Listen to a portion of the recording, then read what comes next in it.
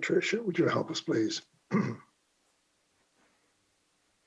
Yes, good morning. I'm going to start with the roll call.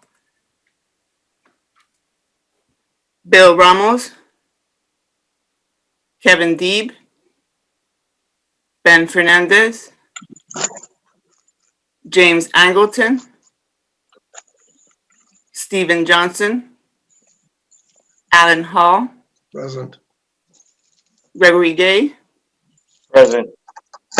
Nancy Gagino, Here. Pierre Rutledge,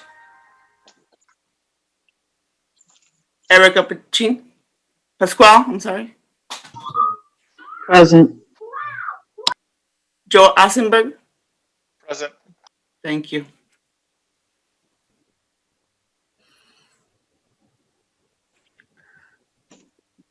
Okay.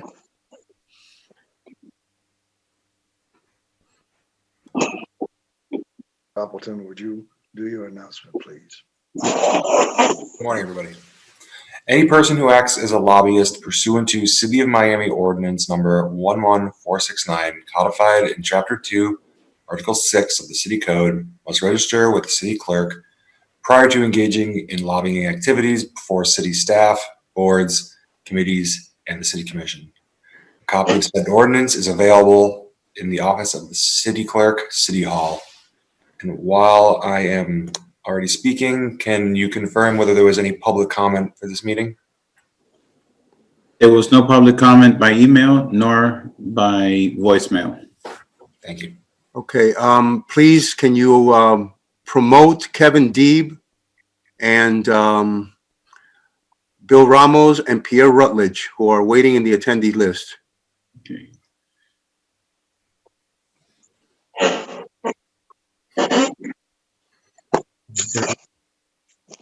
Kevin D. I'm doing that right now. Okay, they've all been promoted. Okay, then Patty, can you Good morning. Good morning. include them for the record that they attended, please? Good morning. Bill Ramos, Pierre Rutledge, I'm here. Kevin Deeb, Present. Bill. Hmm? I'm going to wait until he is unmuted. Looks like Bill Ramos is on mute. Can we unmute him? Oh, can you I hear can me? only ask to unmute. I don't have the. All right, I'll just do one more piece of business, hopefully. Okay, I just got my computer to work, Okay. so I apologize. Perfect. Bill Ramos, Present. thank you.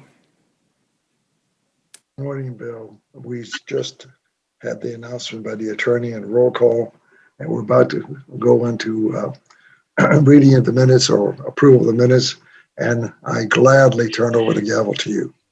But I would love to see a pretty image. Okay. Thank you, Alan. I apologize. This has been happening to me once or twice now. Okay, let's get started. So the next item is the minutes. Did we have a motion? Yes, I move that they be adopted as submitted. I second. Okay, so everyone in We agreement? have, who second, I'm sorry? Nancy was the first, right? And we need a second? I seconded, but somebody else did as well, so. Okay, so we have a first, we have a second. Any comments? All in favor? Aye. The motion passed for the minutes.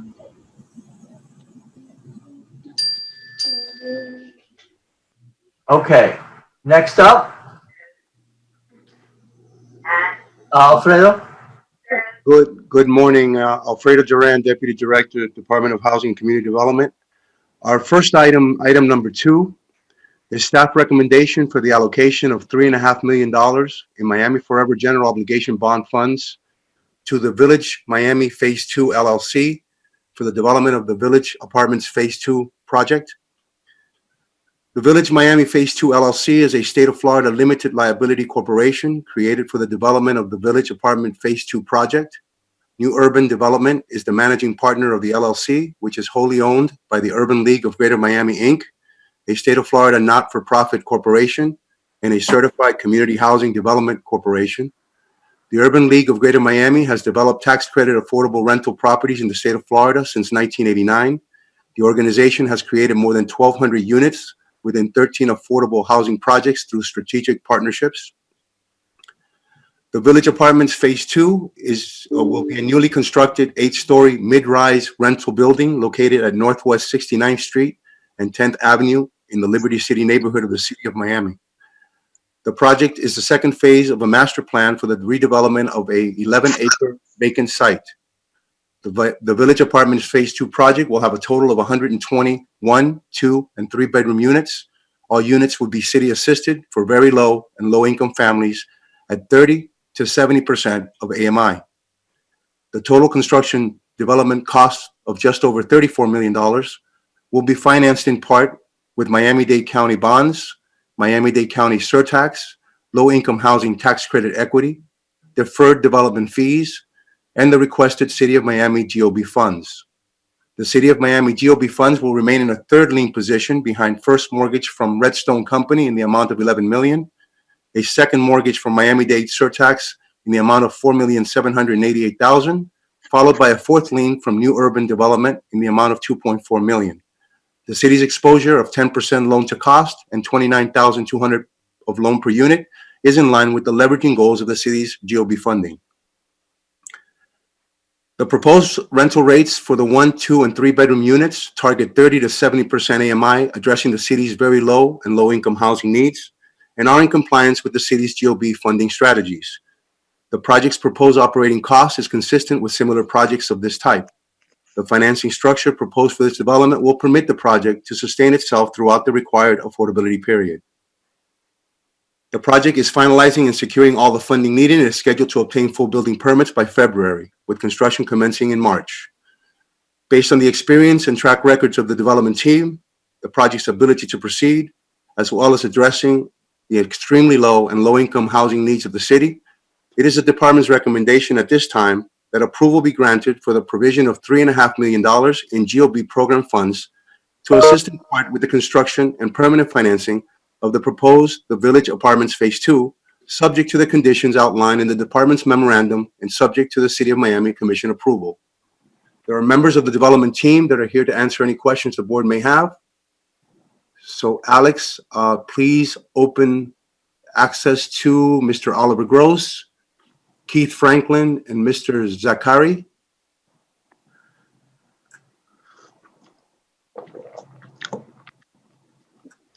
Okay, Gross was logged in. I don't see him.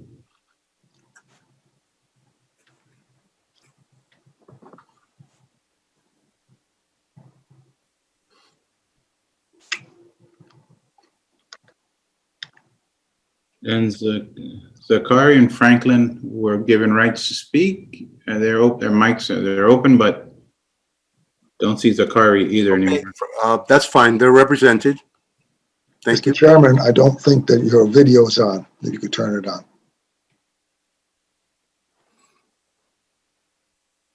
What was that, Alan? My video's not on? It's Yeah. not, I don't see you. No, I know. There's a problem with it. Okay, we'll Thank continue. I'm sorry for the interruption, Alfredo. Okay, no, we recommend the board's approval of the $3.5 million in GOB funds, and I'll open the floor up for questioning by the board, and the development team is here representing the project. I have a question, Mr. Chair. Go ahead, Nancy, please. Okay, so there seemed to be a discrepancy in the funds. Well, let me see. Page 7 states that the developer fee is 4.9 million at 18%. And then the pro forma, the sources and uses portion of the pro forma, so that it's from the total development cost is 14%. So, there's a big difference there. I mean, the number is the same, but I just want to make sure it's. Hold on, let me check here. Are you talking about the 18%, developer? it's, You're talking about the developer fee, right? Yeah, yeah, developer fee, it's, it shows, in one of the pages says 18%, which I think it's rather high. But then in the pro forma sources and uses that show the total cost, total development cost, I think the first one is in page 7 and the other one is in sources and uses where the development cost is, I think 11, 12. yes, as you noted, it is the same amount. As far as it being high, 18% is the standard with Florida Housing Finance Corporation tax credit developments. So 14 or 18, it might be a typo one way or the other, but the percentages is not high. It's typical for these types of developments. 18%? Yes. Excuse me, this is Keith Franklin with New Urban Development. It is 18% deferred developer fee. Oh, excuse me, developer fee, excuse me, that's generated. Okay, so then the sources and uses are, I guess, incorrect, the numbers? No, ma'am, the actual numbers are correct, that percentage. I see that, I see that, but when it shows a percentage here in the sources and uses, and it shows that it reflects that 14%, then there's something that in the total project cost, I'm not sure if that's. So, yeah. 'cause I get it. Well, so just to answer that question, right? So the way that the developer fees are calculated, you've got to back out some of the uses to when they do that 18%. So the 14% you're looking at, that's representing 14% of the overall total development cost, but the approved calculation for developer fee backs out some of those costs. So that's why you're going to see that difference. Right. Based on the cash flow or the sources and uses, it is exactly 14%. And as Mr. Franklin states, it is 14% of the total development costs, as opposed to when they calculate it for eligible bases, it eliminates the land and other costs that are not eligible. Correct. And if it was not a tax credit deal, That would be as far as the percentage of Right. development fee? Yes, our RFP allows it. It's part of our, it's a permissible percentage. all right, very good. Mr. Chairman, a question. Now, hold on, Nancy, did that answer your question? Yes, thank you. All right, thank you. Go ahead, Alan. I have several questions that regarding the departmental recommendation. And the first one is in paragraph 7. You mentioned agreed upon interest rate, which is not mentioned anywhere. What is that rate, please? And I guess I'm asking. We provide our funding, our financing structure is a deferred payment loan, but it does carry an interest rate that would be charged at the end of the affordability period. We typically, with nonprofit organizations, waive the entire fee, and the loan becomes forgiven after the 30-year affordability period. But if we were to charge the rate for any reason, that would be the rate charged. Well, you still have not said what the rate would be. I believe the rate is 6%. Okay, I think, and Mr. Appleton, I think that I would feel more comfortable if the rate was stated. So can that be changed? Noted. We'll make that change. Great. Next, in number 10, it says that the project costs incur, let's see. Well, let's skip that one since I can't remember what I was bothering me. eligible project costs. What happens to those costs that are incurred prior to the effective date? That was our money cannot be used for that? Is that correct? What this paragraph is intending to state is that in the event that there's an increase in project cost, the developer needs to provide evidence of how that project cost is going to be absorbed. Okay, I didn't understand that. That's great. Number 15, I thought that was rather optimistic. Can somebody speak to that, the developer, please? Knowing how City of Miami Building Department works. Mr. Franklin? Sure. And actually, Oliver Gross, he just called me. He can hear you all, or he can hear us, but for some reason he's not able to unmute. Is that possible? Right. So what the member is referring to, Mr. Franklin or Mr. Gross, is the term that you must commence construction within 6 months of the effective date. That date is the date that the city signs and attests the documents, the closing documents. Correct. You're provided 18 months to complete and then 12 months to occupy. Yes. Is that something that's a realistic expectation for you? Yes, we believe so. It's a 8-story, 120 units. We're projecting we can. I'm so sorry. Excuse me. I don't know if this. Can everybody understand what he's saying? There's a bad connection. Can you hear what Mr. Can you all hear me? I'm sorry. Yes. Here. Yes. So I'm sorry. So it's an 120 units, 8-story building, and with surface parking lot. Based on our experience, that's anywhere from a 14-month construction build. And as I'm sure you all have experienced, there's quite a large backlog of demand for affordable housing. So the lease-up period has historically been rather quick. Typically within within 30 to 60 days of opening up that lease-up window. So that 18 months is quite doable from our experience. If I answered your question.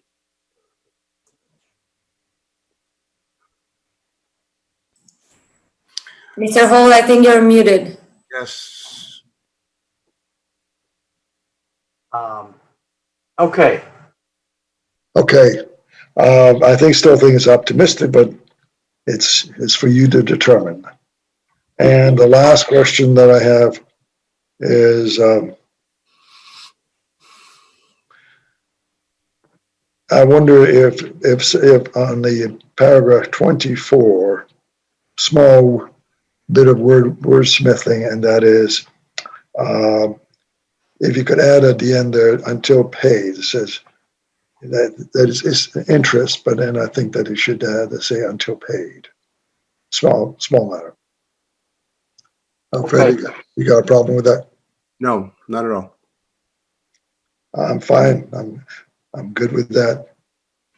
Okay, one more question, and this is a kind of a global question. I don't understand, Mr. Franklin.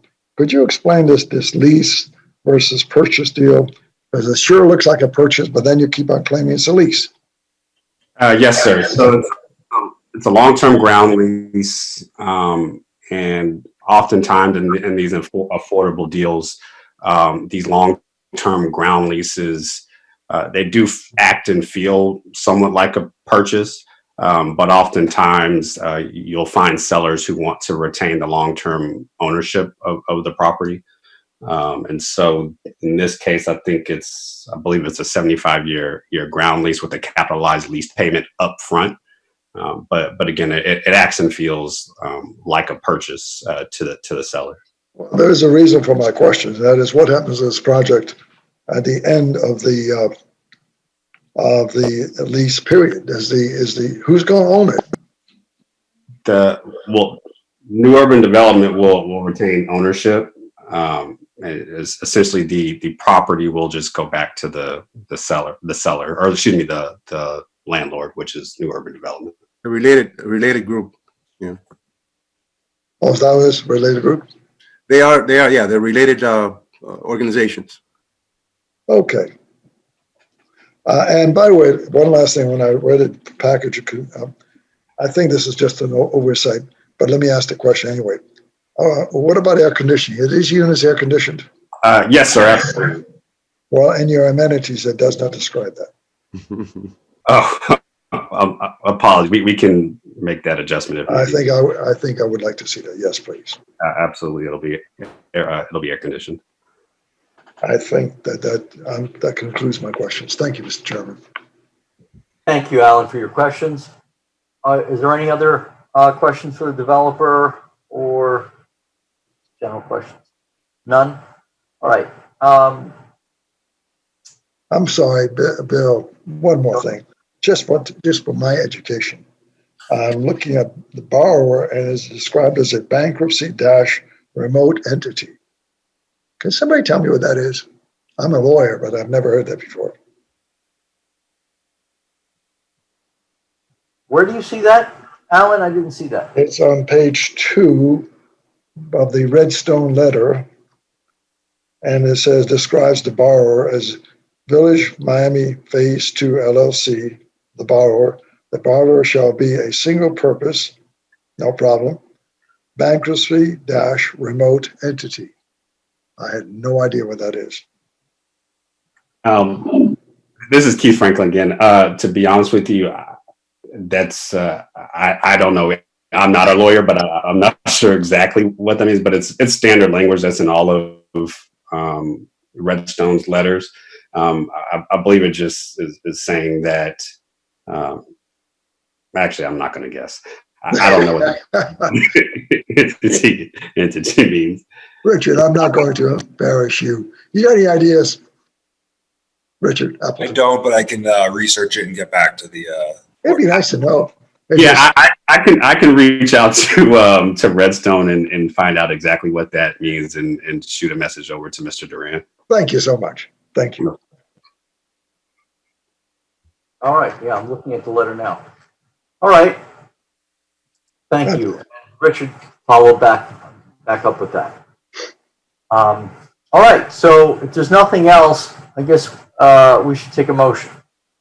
So moved to approve the staff's recommendation with the minor changes that were made this morning. Second. And Ms. Erica has seconded. Okay, any other discussion? Okay, all in favor? Aye. Aye. Any against? None against. Okay, motion passed for the villages. Item number 2 on the agenda as staff recommended. Now, next up is item number 3 is the platform 3750. So thank you. And I'd like to also thank the developers for taking the questions, by the way, on that. Okay, thank you. Yes, item number 3 is. Excuse me. Yes. I'd like to reflect the record that Mr. Angleton just joined us. Okay. Good morning, Mr. Angleton. Let the party begin. Hey, Jim. Gentlemen, how are you? Ladies and gentlemen, good afternoon. Okay, so we're on item number 3, Mr. Chairman. Yes. This is staff's recommendation for an allocation of $1,948,000 of home program funds to Platform 3752 LLC for the development of the Platform 3750 at Frankie Shannon Roll Center. Platform 3752 LLC is a Florida limited liability company created for the development of the project, wholly owned by the principals of Cornerstone Group, Mr. George Lopez, Leon Wolf, and Mara Maids. Cornerstone is a real estate firm with 25 years of experience in real estate development, construction, and property management. They have developed over 20,000 residential units and own and manage approximately 14,000 units. Their partner, the Urban League of Greater Miami, has over 65 years active service in the community, and part of its mission is the development of affordable housing. Urban League has developed over 1,000 affordable housing units and currently has 1,200 units in pre-development stage. Platform 3750 at Franklin Shannon Roll Center is a proposed 14-story building located at 3750 South Dixie Highway in the Coconut Grove neighborhood of the city. The project is a transit-oriented, mixed-use commercial building that will include approximately 49,000 square feet of retail and office space, as well as 191 one- and two-bedroom units. 79 units will be city-assisted for very low and low-income tenants, of which 29 units will be home program eligible. All city-assisted units will be targeting very low and low-income households. The remaining residential component will consist of 112 units rented to the general market. The proposed project targets mixed-income households that include affordable housing for low and very low-income, workforce, and market rate, meeting all sectors of the city's housing demands. The project's total development cost of $89.9 million will be financed in part with a $59.2 million HUD Section 220 construction permanent loan by Jones Lang LaSalle Incorporated, $8 million from Miami-Dade County Surtax, $3.5 million in Miami Forever general obligation funds, $10.7 million in deferred development fees, $5 million in developer equity, and the requested $1,948,000 in home funding. The home funds requested equates to a total of 2% of the total project cost that is within the regulatory provisions of the program, further securing the affordability of units to very low-income tenants. The proposed rental rates for the one- and two-bedroom units target 30 to 70% AMI, addressing the city's very low and low-income housing needs, and are in compliance with the home program. The project's proposed operating cost is consistent with similar projects. The financing structure proposed for this development will permit the project to sustain itself throughout the required affordability period.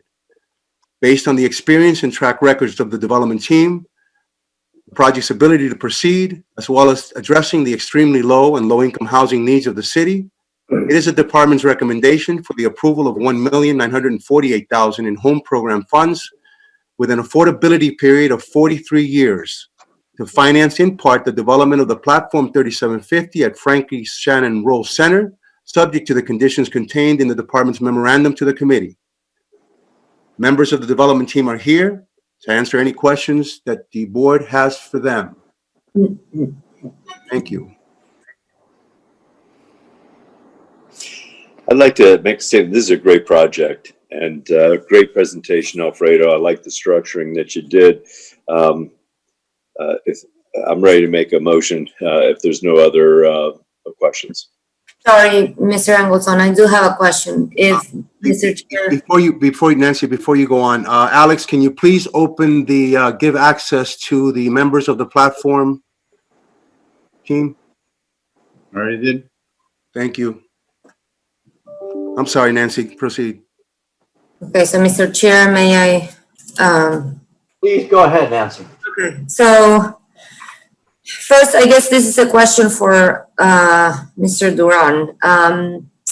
So some projects, the length of the affordability period varies, right? So sometimes it's 20 years, sometimes it's 30 years, in this case it's 43 years. I guess this question is global. What is the criteria to determine the number of affordability years, the period? That's my first question. Right. Because that's for you. Okay. Yeah, the affordability of a project, as far as the funding that we provide, is based on the criteria that funding or the regulatory requirements of that funding. In this particular case, it's an odd 43 years.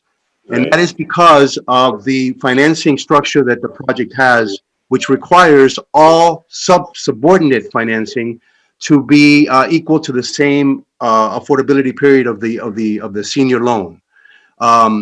But for instance, home historically our affordability period has been 30 years. As a matter of fact, all of our funding is historically 30 years. There are situations when the funding sources will be less than the 30 years, such as a CDBG which would allow a lesser affordability period.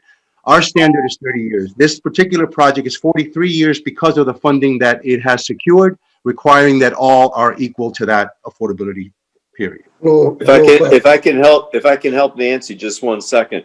Nancy, these HUD programs, like the 202 is for 50 years. So each of the programs that come in, either through HUD, FHA and all them, they're the ones that can, dictate the time period of the maturity. So this one here, yeah, Alfredo's absolutely correct. It's a little bit unusual, 43 years, in 20 seconds. But the bottom line is it's the program.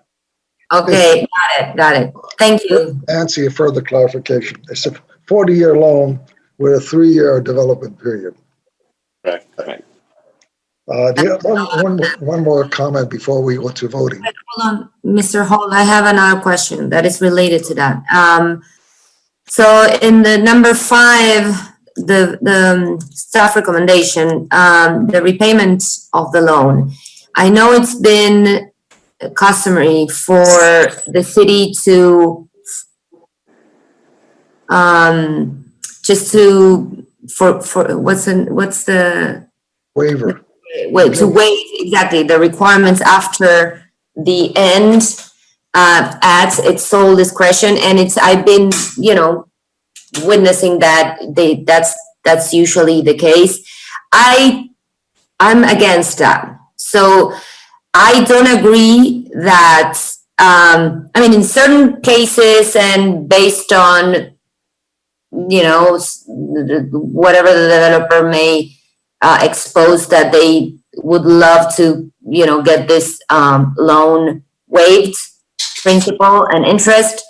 I just feel that this money that we are giving the developers, we never get it back. So it's not a loan. I understand that for the affordability period, it helps. But when it ends, then I would rather get it back as the city so it can be used for something else. Otherwise, the affordability period ends, the developer keeps the money, and we don't have that pool of money again to use for other projects. Okay, So, this is George. If I can answer you there, I think that you realize that anytime that the city, our administration decide that they want to do that, it always comes to you.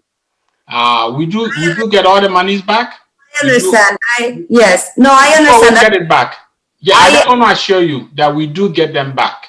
Well, I've seen many cases where, they waive it. So No. Not that since I've been director.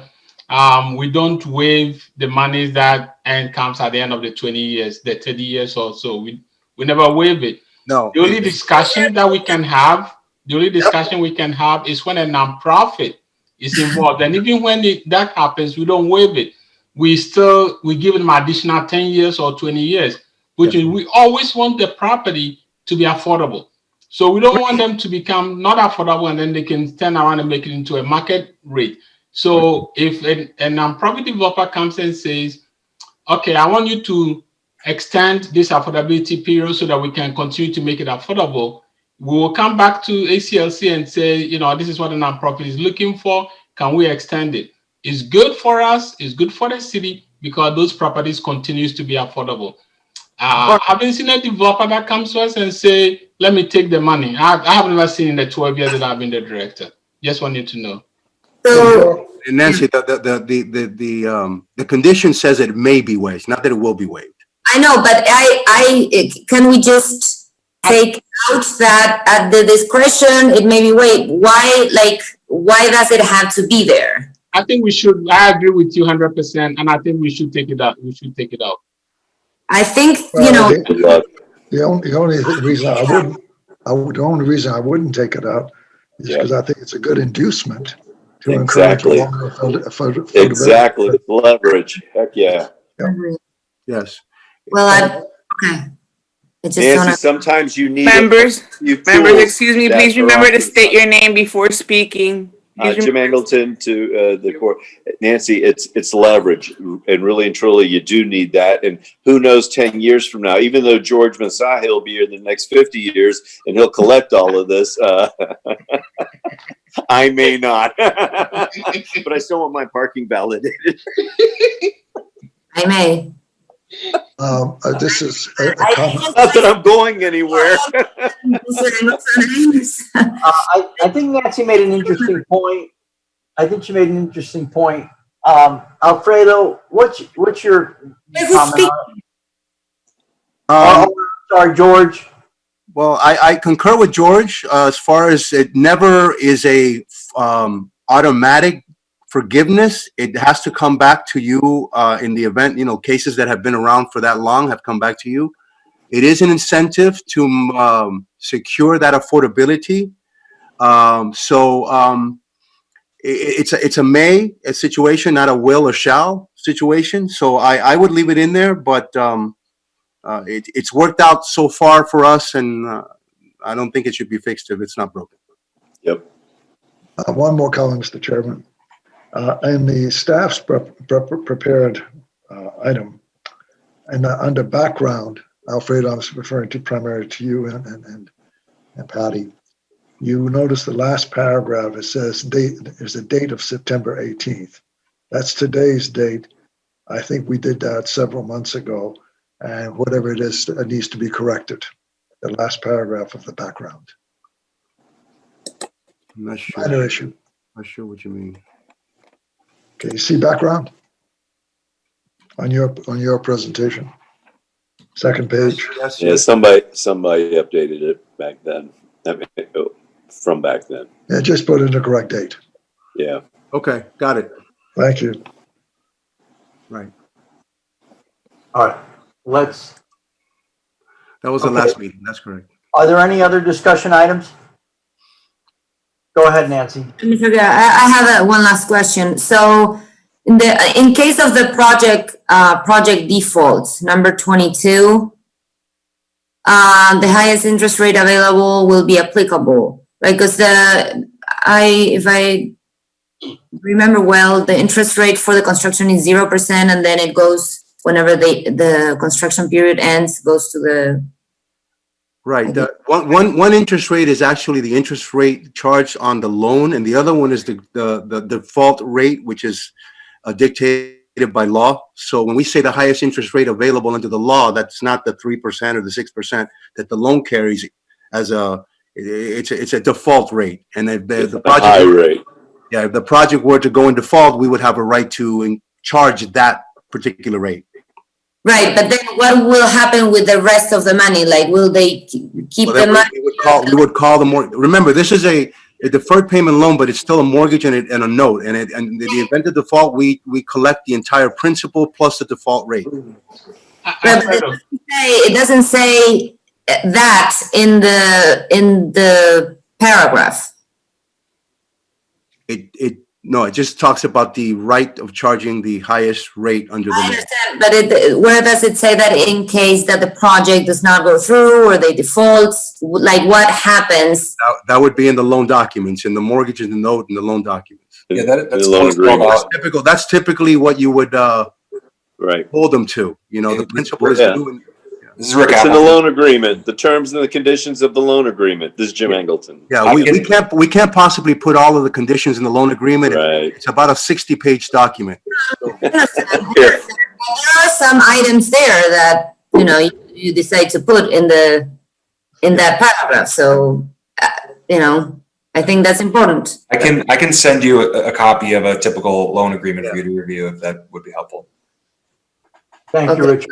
All of these terms are in the loan agreement as well. So, Plus a lot more. Yeah, it's really. I We have guess. a loan agreement, a construction agreement, a disbursement agreement, a rent regulatory agreement, a Right. covenants, Mortgage, mortgages, and yes, Rick, I think it's a good idea to send it all to the board members so they're familiar with our loan structure and how we secure these projects. Sure, I can do that. All right, thank you, Richard. Okay, if there's no further discussion, Also, I just want to say the definition of bankruptcy remote was, I think, circulated to all the members of the board. So if you check your email, you should have that. all right. Mr. Chairman, I'm prepared to make a motion. This is Jim Angleton, that we accept this based on staff recommendation and as presented. Second, Alan Hall. And any other comments? All right, all in favor as staff recommendation? Aye. Aye. Aye. Against? None. Okay, motion passed. As per- I'm against. I'm sorry, Nancy, go ahead. Yes, I'm against. I haven't said hi with the, All right, that's fine, and we all respect it, and I thought it was good comment, healthy comment, so I Yep. appreciate it. Mr. Chairman, this is Alan Hall. Go ahead. I recommend that we take up number 6, which is a related item. That's precisely what I was going to say. Okay. It's in the old business, and it is relating to a comment that was brought forth regarding the affordability period. As I mentioned in my presentation for the home funding, we had previously provided $3.5 million of GOB funds to this project. Just a And moment.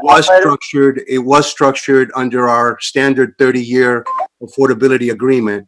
And to, Alfredo, yes, I apologize. I'm going to turn this over to Alan. Alan, please take over for me. All right, sir, I got it. Thank you. okay, thank you, Bill. And as I stated, that to be consistent with the financing structuring of the project, our bond funding as well has to be increased to a 43-year affordability period. So our recommendation is to extend from 30 to 43 years the affordability period in connection with the GOB funding that was provided to the platform project. All right, any questions from anyone on the board?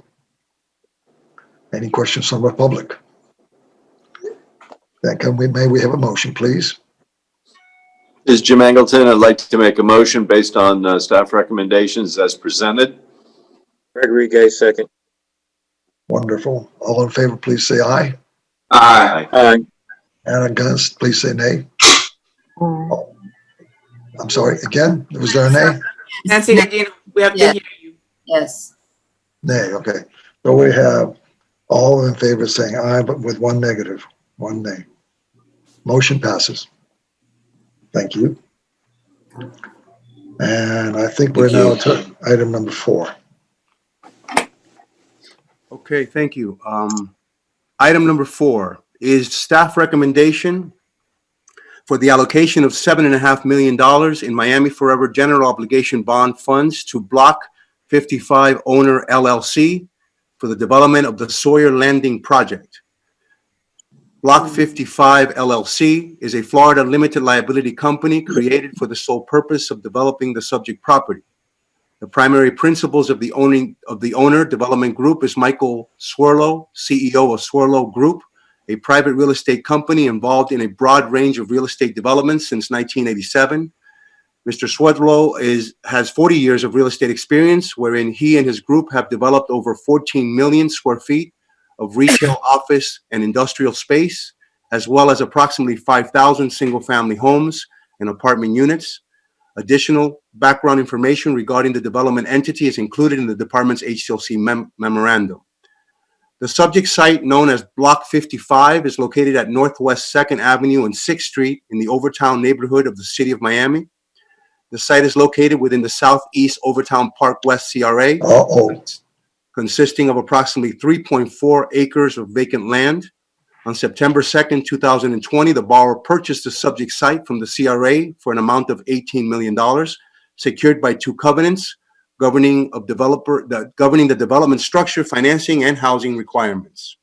Sawyer's Landing is a proposed 19-story high-rise mixed-use commercial and residential complex containing 250,000 square feet of commercial retail space and a total of 578 residential rental units consisting of 110 studios, 281 bedrooms, and 188 two-bedroom units. All units will be city assisted, with 90% of the units being set aside for seniors. 100% of the units will have an average of 60% AMI or below. The project will provide approximately 1,000 spaces within 4 parking levels for the retail and residential component.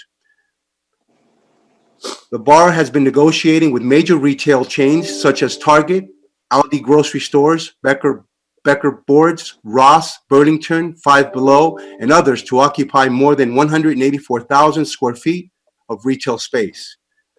It is projected that the project's development will generate 755 construction and 315 permanent jobs.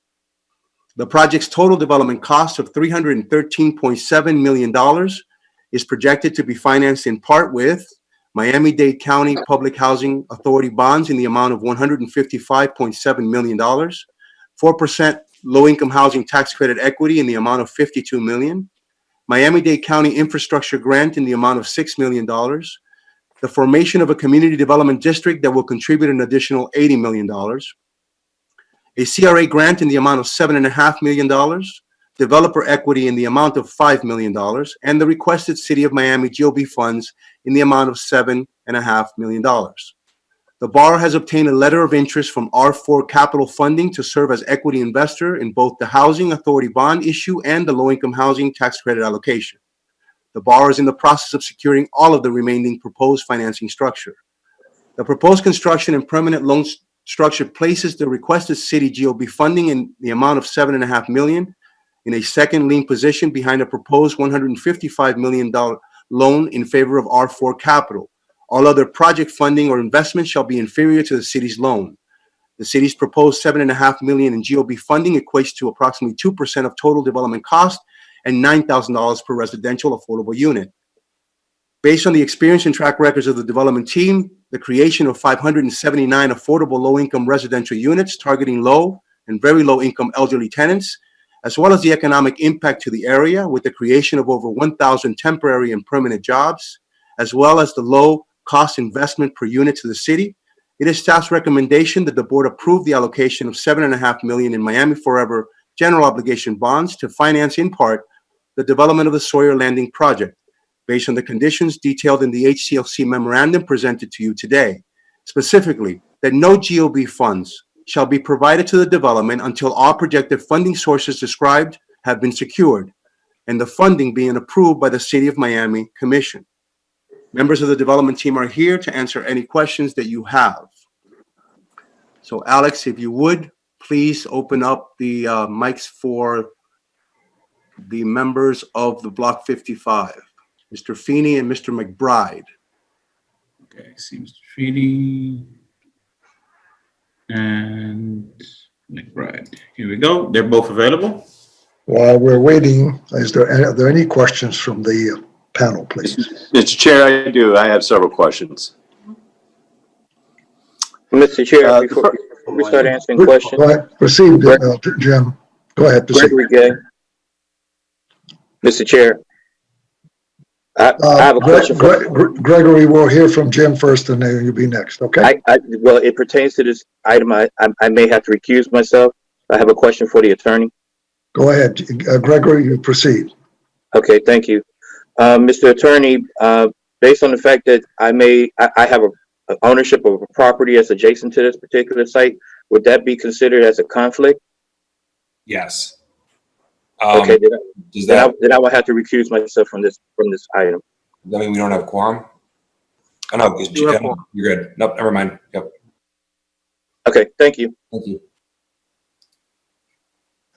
Hi. Will we be able to see the developers or no? Yes, they are. They're there. They're listening. Great. I have several questions. The first one relates to,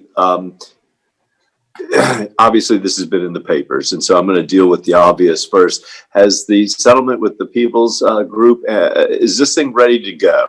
That's the first question. The second question really relates to the tenants. I heard a lot of big boxes. Right now, many of them they're going dark. How convinced are they that they're going to be able to deliver to this project a Ross, a Target, and some of the other larger retailers when their industry has pretty much been decimated? And I'm also a little bit concerned with the low amount of cash involved. This is a highly leveraged project. looks great for them. This is the most finest area to provide something like this. I love hearing what I heard about the housing, their rental achievements that they're proposing. But what I'm concerned about is the commercial mixed use part that could really hurt and impact this project. So I'd like to hear from them about, first of all, has all the litigation and the adversities that have been well documented in the Miami Herald, if that's been satisfied, and then I'd like for them to please opine whether how they feel these retailers, besides just letters of expression, if they're really going to go forward with it. Okay. Good morning. Can you hear me? Yes. Okay. Good morning. My name is Brian Finney, and I'm the economic development consultant for this project. I'm not an attorney, but based on my understanding that the issue relative to people's lawsuit was addressed by the judge, and it will not move forward. I think that, and I'm not an attorney. From what I understand, that issue was kicked out by the courts, but I'm a layman.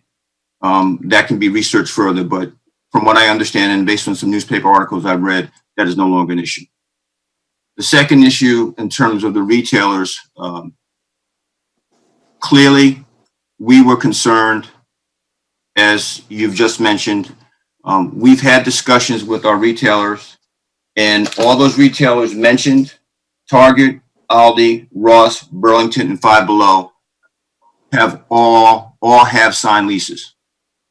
Their thinking is by the time we build this project, the issues that we need to address relative to the pandemic will be addressed within the next 2 years. So they are comfortable with the project. They have committed to the project.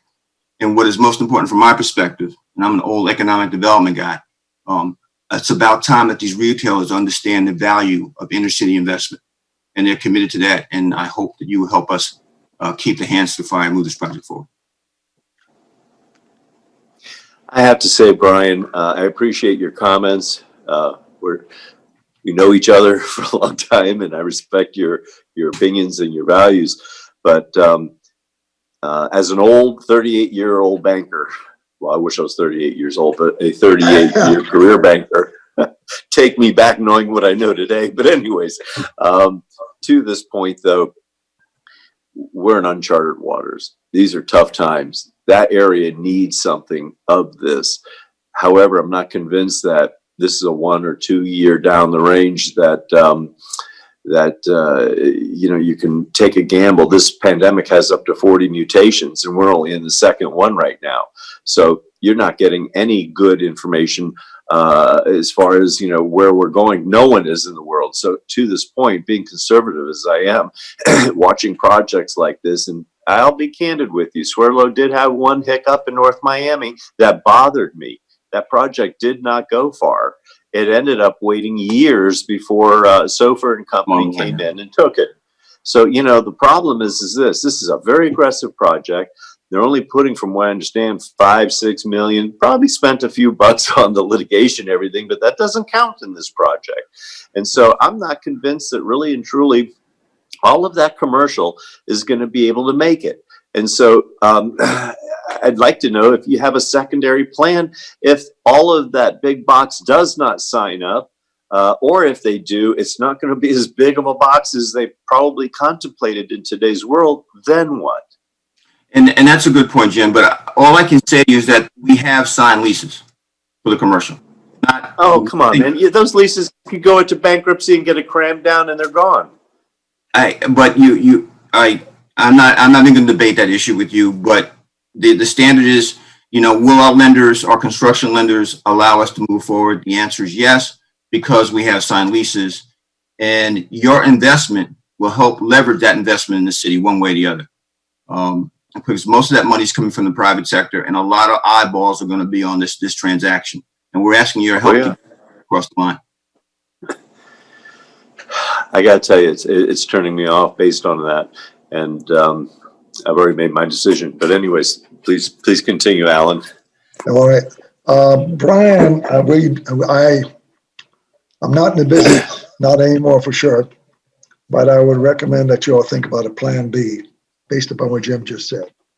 But let's move on. Are there any other comments or questions? I got one little one, and that is in paragraph 8 of the staff's recommendation. Please make that correction about the agreed upon interest to further to be stated in. Noted. Same comment as before, Alfredo. Noted. With that, if there are no further questions, then the floor is open for a motion. If there's no motion, I'll make one. I do want to say before the motion is that our position right now is this is a very, very important project. And yes, there are concerns and noted. Our commitment is contingent upon all of these things coming to fruition. So it is to further the city's commitment to this project, the city's commitment to the 570 units of affordable, low-income housing for elderly that it will bring, the economic impact, of course. So this is contingent upon everything coming to fruition. Not a dime of the city's funding will be provided otherwise. Just want you to know. Thank you, Dr. Alfredo. All right. We have a motion on the floor, which I made, to adopt the staff's recommendation with a change. And let's have a vote unless there's any comment before. All right, all in favor, please say aye. Aye. Aye. All in favor, please say nay. Mr. Chairman, you didn't allow us to have a discussion based on your proposal. Would you go back to that for a moment, please? My proposal? Yes. Sure. Okay. And before you get your second, Thank you, Jim. I would hope that we would have a qualified set of feasibilities here before we move forward. But anyways, please continue then. This is risky. Well, Jim, are you suggesting that there's a motion here? Yeah, I'm actually saying that because I think that this group needs to go back to the drawing board and come up with Plan B. I'm a lender myself, a long-term banker. I've owned two. I know how they think. I know how the regulators think. Private equity is one thing. Banking is another. Usually there's 2 to 3 exit strategies, or there's 2 or 3 alternatives in case. We're in uncharted waters. None of us have lived through times like this. I did live through the times of the demise of banks, and I saw what it took because I was an FDIC receiver. So to this point, I'm cautioning the group that based on Brian's answer, I think that they do need a plan B. They do need to come back to everybody. It would only be prudent. This is a massive project, and it's needed. But I think that there should be some feasibilities that should be afforded into a plan B and a plan C of what else do they do in case certain parts go through, because what you're going to do is you're going to approve something, get into the ground, and who knows what the future beholds. And I'm not using the Pandora box theory, but this certainly has elements of it. And to think that they're going off of signed leases for 2 years from now, I'd like to see how the wording of those leases are, because I think there's probably a window of somehow for them to have an exit. So to me, it would be prudent to ask for a secondary, maybe even a tertiary exit strategy within the feasibilities to come back. I think it would bring the rating of this and it would help it out a lot. They're not putting a lot of money into it. And I'm just afraid that shades of something of another project in North Miami could happen, and things happen through Mother Nature at that time also that it's spilled into this project. I like the Swerdlow group. Okay, Mr. Chairman, that's my part. Mr. Chairman, this is Pierre Rutledge. Can I just ask a question? And it's along the lines of what Mr. Angleton has, and maybe that it'll allay some of his fears. I was riding my bike about a week or so ago through that area. Is there a Publix coming diagonally from the post office that would be on the east side of the street across from this project? Does Mr. Finney know? Does the staff know? Or did I read the sign wrong? From my understanding, that there is a Publix advertised to come into that location. Okay. To the west of the center. But And that will be right across the street from this development, correct? yes, sir. And if I may, could I have my financial consultant, Steve McBride, our financial consultant, Steve McBride, who's on the phone, who can probably do a better job of addressing some of the financial issues that Mr. Angleton has raised? Would that be appropriate? Hey, yeah, please do. But Pierre, let me just say something to you. The last project that they did, they had already built the Publix and a shopping center right in front of it, and it didn't take off. So that unmoves me. Jim, I can respect that, Jim, but I wasn't here for that. I'm just dealing with what's in front of us today. Oh, I get it. We're in uncharted territory, so none of us really know, unless we have a crystal ball, where this is going to go. And we just hope and pray that this project takes off and it'll be a win for the community if it does. I'm not willing to bet a few $100 million on a hope and pray, Pierre. That's just my personal opinion. All right. Is it a possibility that Mr. McBride can address some of the financial issues before, please? Please go ahead. That's fine. This is Steve McBride, and the point on the retail tenants is appropriate, but what we want to make sure you understand is we've done our due diligence on the actual tenants that are going to be in there. What we have to sign leases is Target, who's doing quite well currently. Also Aldi, who's doing quite well. Five Below and Ross are all people who are actually currently out there acquiring leases. So the type of tenants that are actually coming into our facility are the ones that are doing well now and also aggressively pursuing new leases. And those are the type of tenants that are coming in. So we have that level of confidence. But to your point, we're doing a great deal of due diligence in the type of tenants that are currently successful in this arena in this unknown time. So we think we've addressed your concern by the type of tenant and the current success of those tenants in the marketplace, even with the pandemic going on right now. Thank you. All right, are there any other comments or questions? If not, I will call for a motion. Is anybody willing to offer a motion?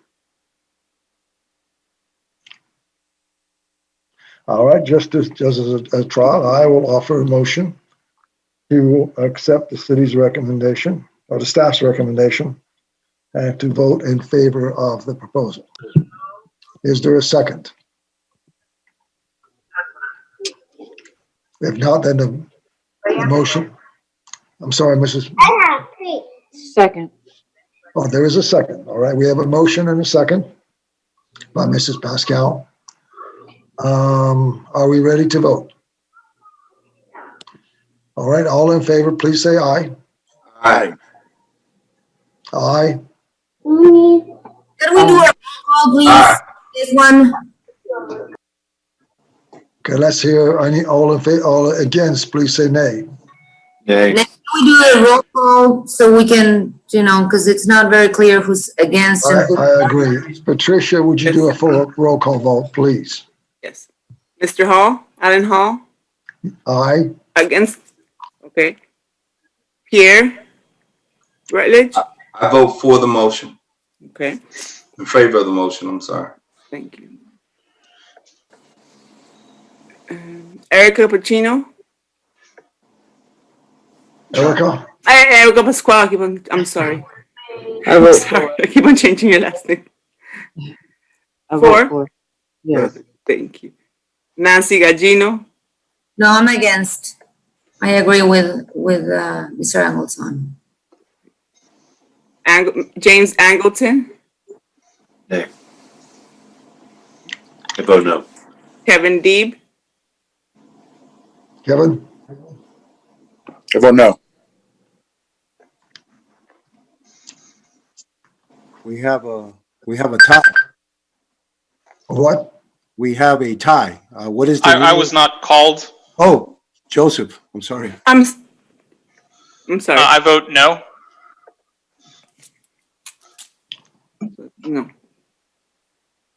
Okay, so Patricia, do we have all the votes that are attending?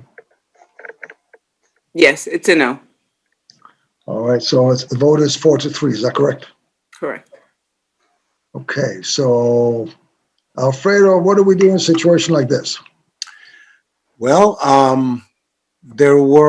we could have pass the motion to accept the city's recommendation with all the additional conditions that Mr. Angleton requested? I'm prepared to make a new motion, Alfredo, if that's okay with you and Alan.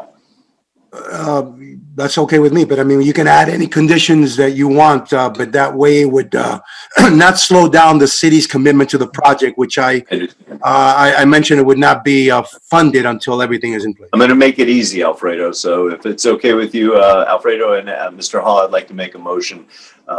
If that could be recognized. Jim, proceed, please.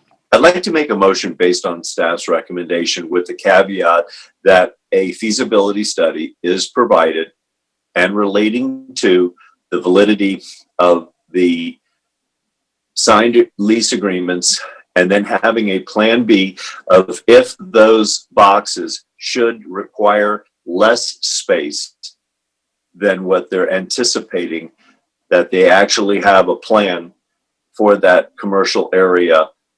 I am not touching the residential side of it. I just think that they could, they're going to be in for a potential surprise.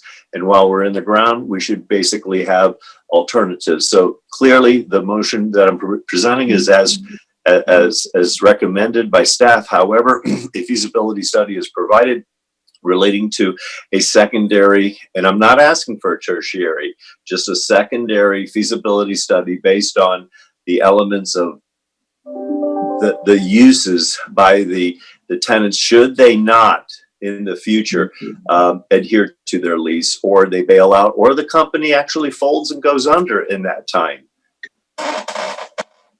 All right. Is there a second to that motion? I'll second. Okay. We have a motion, second. Any comments? Well, I think the condition is a little bit long, meaning it's a little bit unclear, and I do agree with Mr. Angleton about the Plan B or Plan C. You know, these are projects that started probably a while ago, and you know, I've heard that there's the Aldi's coming, but the Publix is, you know, in front. So I'm not quite sure if all these people are going to be able to, you know, keep their word for the lease. And I do want to see a Plan B. I mean, I'm not ready to approve city's recommendation without at least a Plan B. I do agree with Mr. Angleton about the leverage that they are doing in this one. I mean, there's no skin in the game. There's little commitment. I mean, I want to comment on that. That's all. Nancy, are you saying that you want to see this proposal, if you will, you want it back to the committee? Well, what I think, what I would do is I would ask the city or the staff, I guess, to keep working with the developer as to, you know, what the options could be. And whenever they have something more specific, then that they can come to the board again or to the committee again, and we can, you know, see something like more, you know, I don't know. Okay, so if I understand you correctly, and let me just pick it up from here. Jim, are you willing to modify a motion to provide that it come back to the committee, Housing Commercial Loan Committee, for further review and possible approval? Is that acceptable? That is correct. Based on a secondary feasibility study as it relates to the vitality of the signed leases, and then a Plan B in the event that any or some of those leases actually do not occur. And what will they do in relationship to that space that is vacant that may not help this project cash flow accordingly? Okay, Alfredo, is that clear to you? Is the motion clear to you? The motion is clear to me. I just want to make sure that we are, again, Mr. Angleton's motion was accepting our recommendation with the additional conditions imposed as stated, which is Just one, yeah. Yes, which Yeah, the but the- $7.5 million contribution will be contingent upon that and But, everything else. but that has to be accepted also, not by just by the staff, but by the actual committee. Correct. So it's gotta come back. Yes. Okay. All right, does everybody understand? And may we take a vote? Can we state it one more time clearly, just for the record, on what the motion is? Richard, I think that if Alfredo would state it, then we know what we've got, because that would be on the record. Alfredo, would you do that? Well, I'm not going to repeat. I think that we have this on recording. I'm not going to repeat what Mr. Angleton said to verbatim, but I understand that he has a condition of a second plan, a second option as far as the economics of this project, and that he is proposing that this staff recommendation is approved, conditioned upon everything already conditioned, and his review, or the committee's review of this plan, of this study, and bringing it back and you accepting it. Okay. All right. Any other comments before we go to a vote? So just to make sure I understand, this is going to be going also to City Commission. So when it comes back, it may have already been approved by City Commission. Is that accurate? No. It cannot go to the city until it comes back to us. Oh, okay. What if the city commission approved it contingent upon the same requirements? Okay. I'm just saying, I'm not. I just, Effectively, look, folks, let's not kid ourselves. What this it's a deferral for consideration until we look at the alternative proposal in case any of these tenants do not make it. So essentially, we're not voting in favor. We're simply requesting the developer to come up with an alternative plan in case there's a problem. Jim, is that correct? That's correct. All right. And that can be in the form of a secondary feasibility study. Richard, if you would like me to outline this in an email to you and copy Alfredo so that we don't have sunshine issues or anything like that, I'll be more than happy to. But I agree with Alfredo. It is a record, but I would be more than happy to re-articulate it. And Nancy, are you? I'm not trying to hold back this project at all. I'm just trying to bring some what if scenarios to the table, because you could tell they don't have that. And Nancy, that's poor form. Sorry, Jim. Nancy, are you seconding that motion? yes, what I'm second, because I just want to make sure I understand.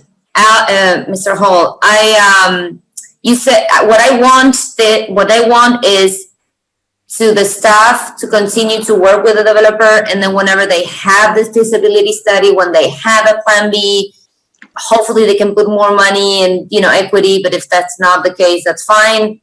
Then it comes back to the board or the committee next month or in 2 months or whenever it is, and then we can vote again, and then it can go to city commission. That's what I want the motion to be. Okay. So we do have a second. Let's take a vote. All in favor, please say aye. Aye. Wait, I don't think we have a second. Do we? Oh, so I'm seconding that motion. James has made the motion. Nancy has seconded it. Okay, got it. I'm sorry, Erica. What did you say? That wasn't me. That was my background. I'm sorry. Oh, okay. All right. Let's have all in favor, please say aye. Aye. Aye. Again, nay, please say no. Nay. All right, so that passes unanimously. We can move on to item 5, correct? Sorry, Mr. Angleton, is it clear? Appleton, sorry. Is it clear what the motion is? Is it clear? It's going to be very clear. Yes, they'll have it right. I have all the faith in these gentlemen. They'll get it right. Okay, thank you, Mr. Angleton. Thank you. All right, we're on to item number 5, which is Okay. Vista 112, Vista 12 LLC. Proceed. Alfredo. Item number 5 is staff recommendation for the reservation of $1 million in CDBG program income to match the contribution from the Knight Foundation in connection with the Miami Loan Fund administered by the Florida Community Loan Fund. In 2018, the Department of Housing and Community Development successfully applied for and was invited to participate in the Connect Capital Initiative by the Center for Community Investment. The Connect Capital framework allowed the department to work with cross-sector of the community to create shared priorities, improve the environment for the creation and preservation of affordable housing. Connect Capital Miami quickly discovered that the lack of access to capital by nonprofits in the city had resulted to an almost non-existing nonprofit housing developers, unlike other cities around the country. Additionally, the city's affordable housing master plan suggests the creation of the Miami Innovation Fund to finance the city's affordable housing developments. Around March of this year, with the assistance of the Center of Community Investment, the department hired a consultant to provide technical assistance as part of the Connect Capital Initiative to find ways of creating a loan fund that will assist in having a dedicated pool of funds to assist small and nonprofit developers in accessing capital to make their deals work. The consultant identified a statewide community development financial institution, or CDFI, Florida Community Loan Fund, in setting up a loan fund that will provide an equity-like product for small and nonprofit developers. Florida Community Loan Fund is currently negotiating a $1 million facility from the Knight Foundation and another $1 million from Wells Fargo to seed the loan fund. During 2019, Florida Community Loan Fund delivered $54.1 million in financing that expanded opportunities for people and communities statewide, originated a record $31.7 million in loans, $12 million more than their previous annual record, provided an additional $22.4 million through the New Market Tax Credit Program. In 2019, the organization had a total asset of more than $87 million, with more than $33 million as an unrestricted net asset. Whereas the loan fund is currently being created with the purpose of providing soft loans that can be used for land acquisition, pre-development activities, and development evaluation, preference will be given to projects in communities which have historically faced disinvestment and stem gentrification in such communities. Based on the background and current situation, the Department of Housing and Community Development recommends the reservation of $1 million in CDBG program income to match the $1 million from the Knight Foundation, conditioned upon the reservation will be managed by the Department of Housing and Community Development, and all allocations from the reserve will be made under the program policies and requirements of the department.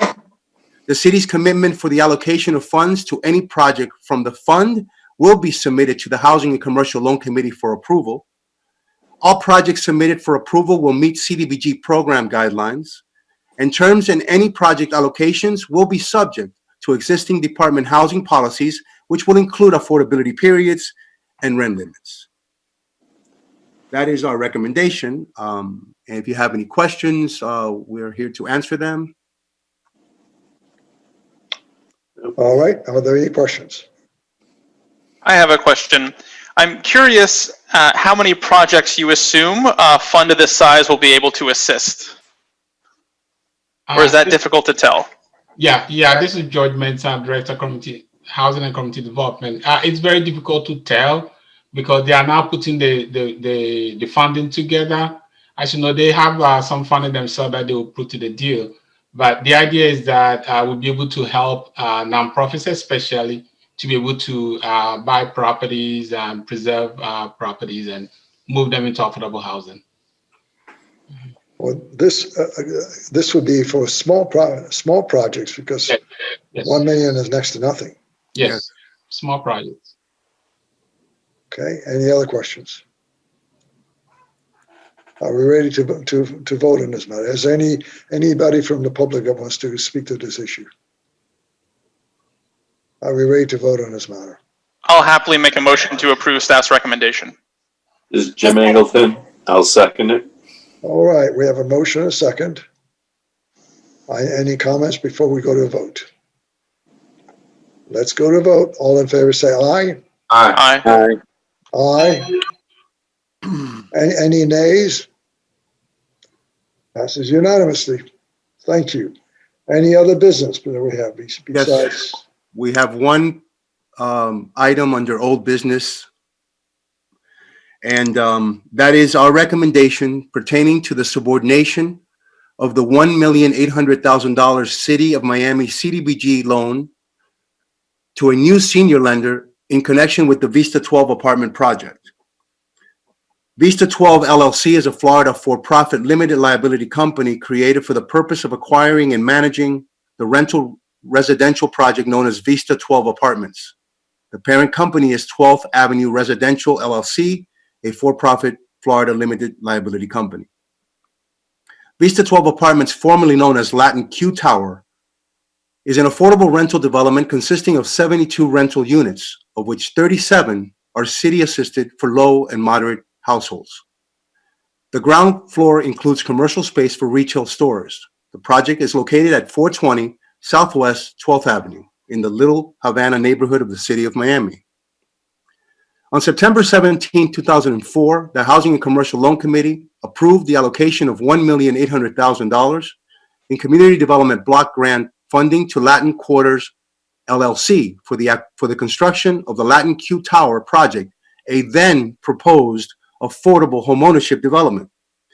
Due to the decline in the condominium sales market, the completion of the project stalled. In December 2011, 12th Avenue Residential LLC acquired the Latin Q note with the senior lender for $7 million. On March 2012, HCLC approved the department recommendation to modify the $1,800,000 city CDBG loan from a homeownership to a rental development of the Latin Q Tower project. On June 25, 2012, the new owners completed the construction of the project with an additional investment of $2.5 million of their own money. They were used to completing construction of the project and remediate workmanship and mold issues. In January of 2013, all units were leased up to qualified tenants, with 51% of the total units CDBG eligible. The commercial space on the ground floor is being leased to ER Multi-Services, Inc., a staffing company for hotels and restaurants. On October 18, 2013, HCLC approved the subordination of the city's loan to Berkeley Point Capital LLC to refinance the property with a Freddie Mac fixed-rate loan in the amount of $7.5 million. The Freddie Mac loan will mature on January 1st, 2021. On September of this year, the borrower requested the city CDBG loan be subordinate to the new senior lender in the amount of $8,872,000. The new loan will pay off the Freddie Mac loan expiring on January 1st of 21. The new Fannie Mae loan from Newark Knight Frank LLC will pay off the expiring Freddie Mac loan and provide additional funds for capital improvements, operational reserves, and reimbursement of a portion of the capital investment made by the new owners when acquiring and completing the construction of the project. The department has reviewed the borrower's request, reviewed the development ability to sustain the refinancing of the existing loan, and taken into consideration the manner in which this development has preserved the city's ability to provide affordable opportunities in this location, recommend the subordination of the city's CDBG loan to the new senior loan from Newark Knight Frank LLC not to exceed $8,872,000. And said recommendation is made contingent upon the conditions outlined in the department's memorandum to the committee. There are members of the development team here to answer any questions you have. And Alex, if you would, allow access to the members of Vista 12.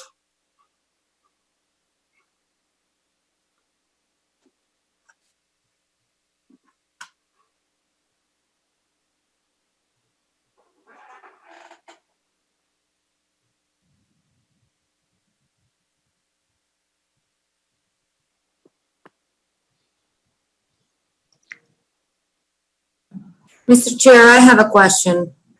Yes, ma'am. So now we have a higher loan on the first lien and ours is still in the second position, but for the extra money that they're going to use for repairs and improvement and to give some equity back to whoever put the money, the developer, I would thing. And do we have an appraisal? Is it supported, that extra money? I don't know if. Mr. Ziff, can you respond to that, please? I guess he's not on. I'm here. This is David Arditi speaking, managing member of Vista 12 LLC. Good morning, everyone, and thank you for your time. We do have an appraisal from Newmark Knight Frank supporting the valuation, and we've provided detailed financial projections to city staff supporting the capital structure and showing ample debt service coverage with this revised loan. What's the debt service coverage ratio right now? Do you have it there? No. The debt service that we have, What's the ratio between the loan and the loan to value? I would like the loan to value our You were better with the DSC. 65% loan to value ratio. Right. That's including our loan, our 1.8. No, I guess not. No. Right. No, that's the senior loan to value ratio is 65%. Right. So the 8.8 or 8. Well, let me go back. It's well over that.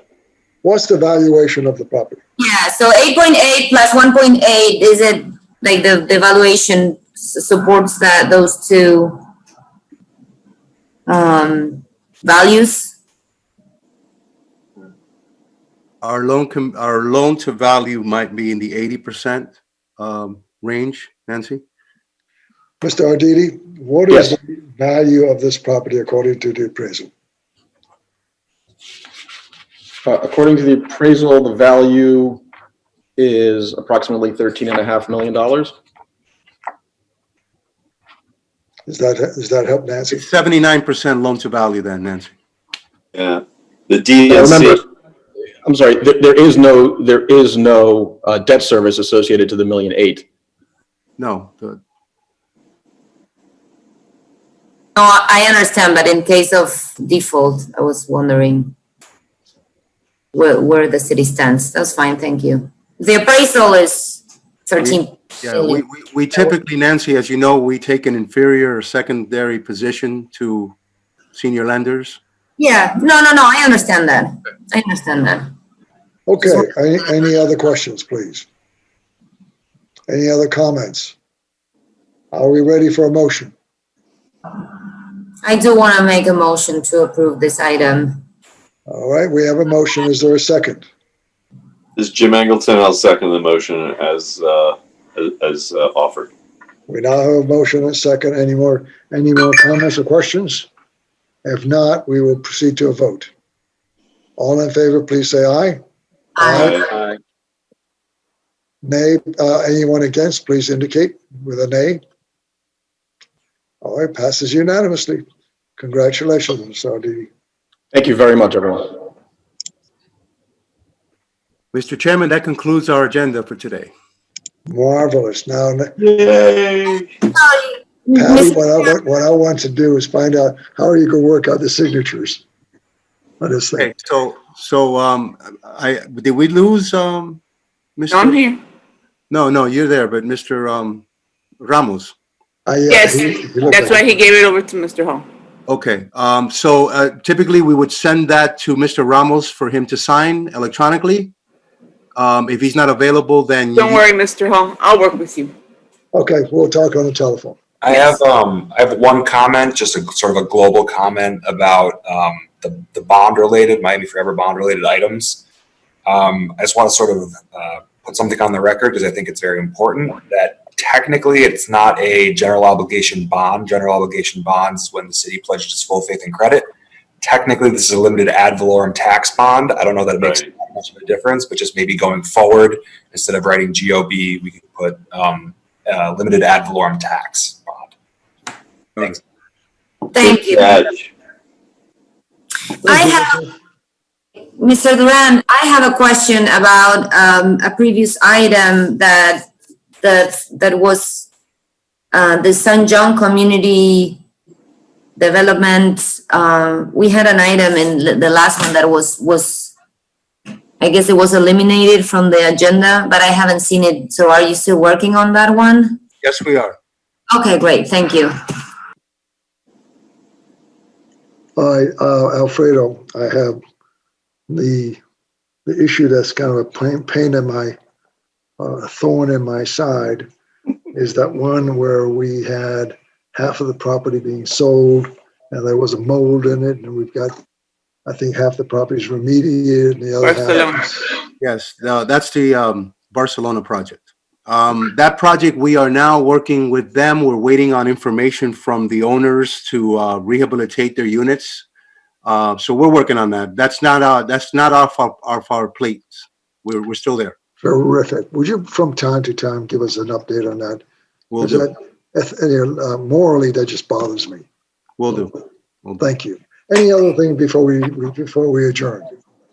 I just want to remind the members that our next meeting is October 16th on an unusual time. It's from 2 to 5. Terrific. You'll be getting an invite shortly, but I just wanted to remind everyone. Very Thank good. There'll be happy hour afterwards, Also, right? just before you guys leave, I just wanted to remind that we have a mortgage assistance program, prevention program. So we are helping people pay their mortgages. We have it now up to $6,000. We'll be going up to $10,000 next week. So just want you to know in case you meet anyone who needs mortgage assistance. Just want you to know. Mortgage and rent assistance, both? Patricia wants 60,000. Woody, can you do something for her? No. Conflict of interest. Thank you all. So shopping. At this point, I'm going to declare the meeting closed since it's no business. Thank you, everyone. Thank you, guys. Have a good one. Thank you. Bye-bye.